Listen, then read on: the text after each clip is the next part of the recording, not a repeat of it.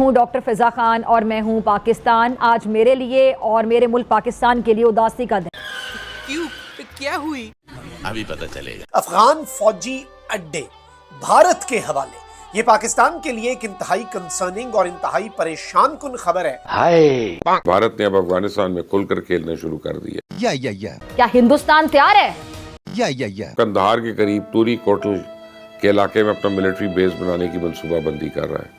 بہت serious problems ہیں. دونوں بارڈرز، ایک بارڈر اگر ہیٹ اپ ہو جاتا ہے تو بہت مسئلے ہیں آپ کے لیے. تو غلطی ہوگی نا، دے ڈنٹ ریلائز کہ انڈیا یہ کر سکتا ہے. ان کا خیال تھا وہ لمیٹڈ رہے گا. پہلے ہفتے را کے 3 افسروں نے قندھار کا دورہ کیا کہ مشرق میں بیٹھا ہمارا دشمن اٹھ کر ہمارے مغرب میں آ کر بیٹھے. علمِ خلیل زاد کا افغانستان کا دورہ اور طالبان رہنماؤں سے ان کی ملاقاتیں. تو پچھلے 24 گھنٹے میں افغان فورسز نے مہمند بارڈر پہ حملہ کر کے ہماری فورسوں کو گھنٹوں انگیج اور ظاہری بات ہے کہ پاکستان کو اس کا سدباب ایٹ دی ارلیسٹ کرنا ہوگا. اور بھارت اور جو علاقائی حریف ہے پاکستان بھارت کا، وہ پاکستان کو غیر مستحکم کرنے کے لیے کچھ بھی کر سکتا ہے. خفیہ طور پہ رسک بھی لے سکتا ہے، اور جو خفیہ معاہدے ہیں وہ بھی کر سکتے ہیں، اور ان کو فضائی نگرانی کے لیے کچھ آلات بھی فراہم کر سکتے ہیں، ڈرونز وغیرہ.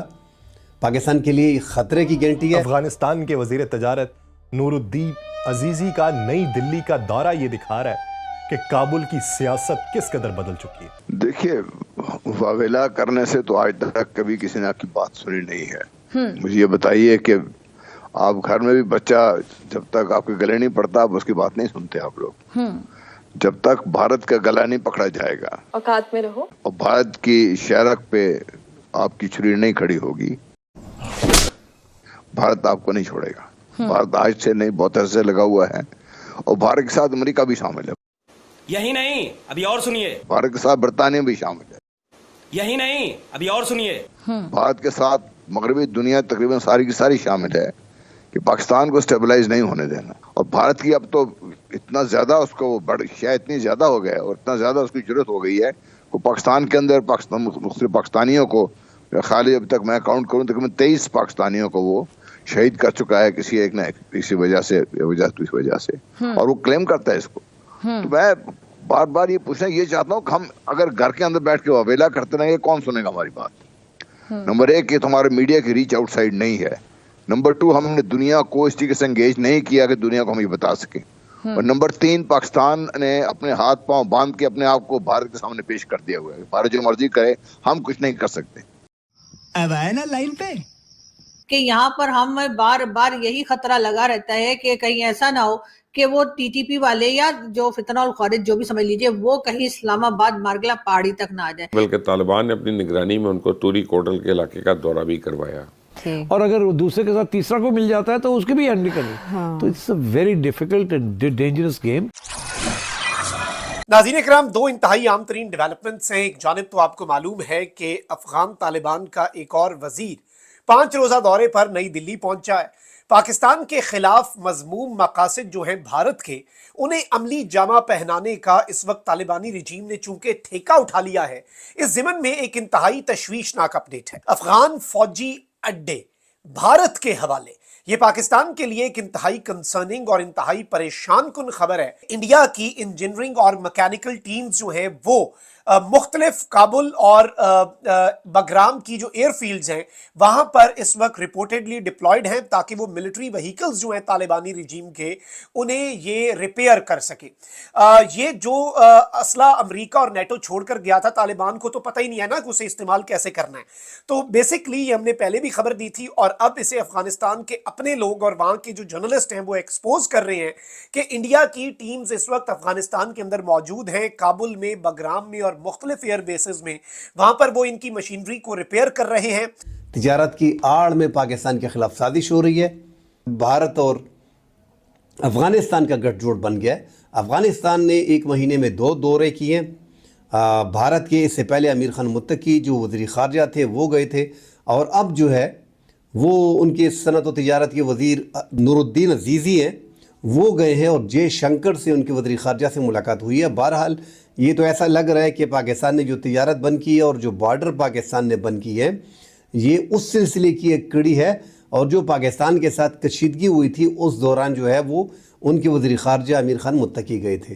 سامنے یہی نظر آ رہا ہے. مگر ناظرین پاکستان اپنے علاقائی حریف کو کیسے بھول سکتا ہے؟ ہمارا سب سے بڑا حریف جو ہے وہ بھارت ہے اور بھارت کا حریف جو ہے سب سے بڑا حریف پاکستان ہے.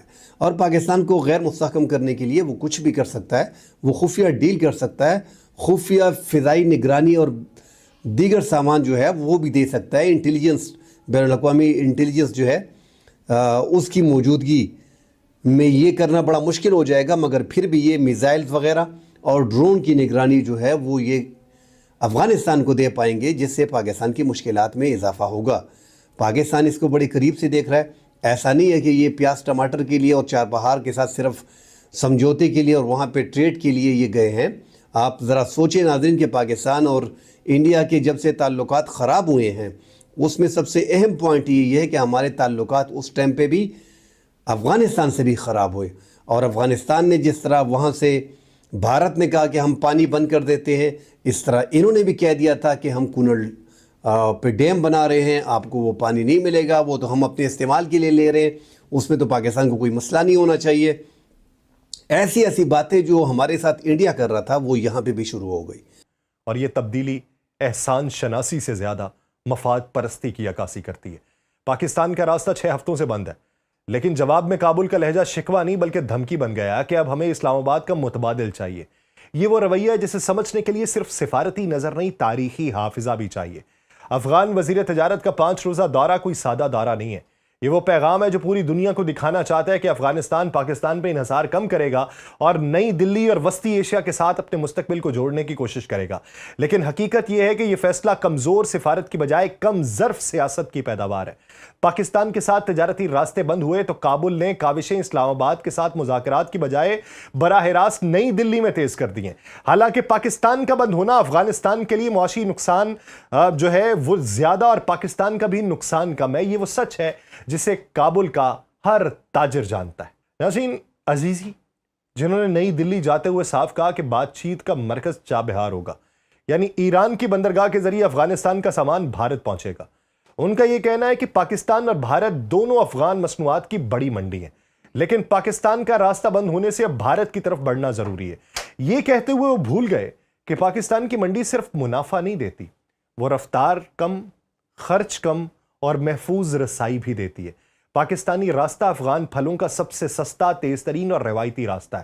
دنیا کی کوئی بندرگاہ, کوئی شاہراہ, کوئی ٹرانزٹ روٹ افغان تاجروں کو وہ فائدہ نہیں دے سکتا جو پاکستان نے ہمیشہ دیا. ہماری بارڈر پہ کشیدگی بڑی انڈیا کے ساتھ, انہوں نے بھی ہمارے ساتھ کشیدگی کو مزید آگے بڑھایا. اب جو مزید ہماری کشیدگی مزید بڑھ رہی ہے بھارت کے ساتھ, جو وہ تریشول ایکسرسائز کر رہے ہیں اور پاکستان یہاں پہ اپنی ایکسرسائزز کر رہا ہے. تینوں پاکستان کی مسلح افواج جو ہیں انہوں نے نوٹم جاری کیا ہے جس طرح انڈیا نے کی ہے, اور باقاعدہ ایکسرسائزز جو ہیں وہ ایک دوسرے کے خلاف, یہ بڑی سیریس اس ٹائم پہ جو ایکسرسائز ہیں وہ چل رہی ہیں. مگر اس ٹائم پہ جو سپورٹ, خفیہ سپورٹ افغانستان کو دی جا رہی ہے اس پہ پاکستان کی نظریں ہیں اور پاکستان کو اب بڑے قریب سے دیکھنا پڑے گا.